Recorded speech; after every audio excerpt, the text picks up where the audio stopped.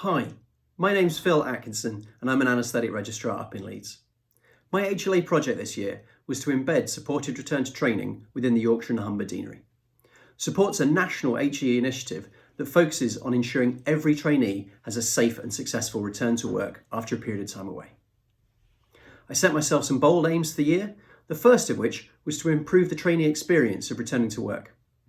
The second was to promote support to trainees and trainers, which I did through a variety of routes, including oral and poster presentations at both regional and national conferences.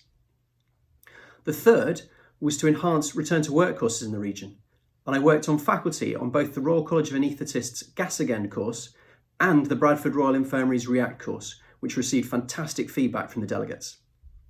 And finally, the big bold aim was to try and change culture in the region to make a supported return to training routine.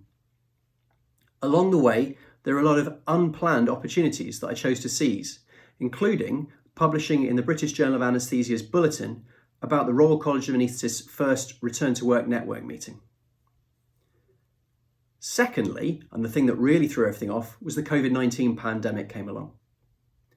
During that time, as a result of my experience in reorientating people to the workplace, but also my additional leadership training through the HLA, I was seconded to the Nightingale Hospital, Yorkshire and Humber.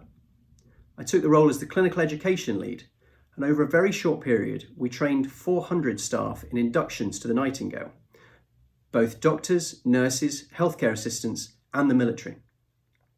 I'm sure as many of you know, the government have now funded the Nightingales through to next March, but they're currently furloughed.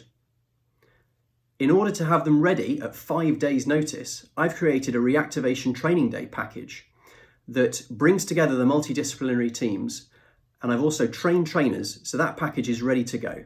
So if we need it, the Nightingale is ready to open.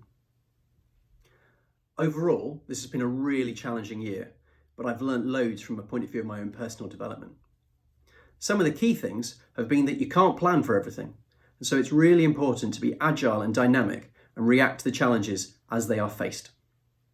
The second thing that I learned from the Nightingale was at times stepping outside the standard NHS institutional hierarchy can be very beneficial.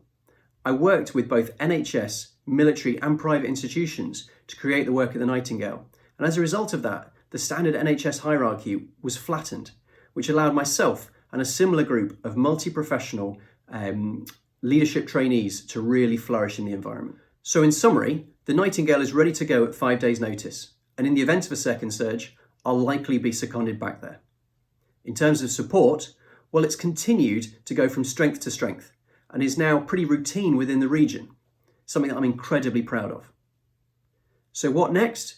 Well, hopefully a bit of a rest, but I'm already planning how we can improve the returns to work of those shielding trainees who've been off the last few months. Thank you.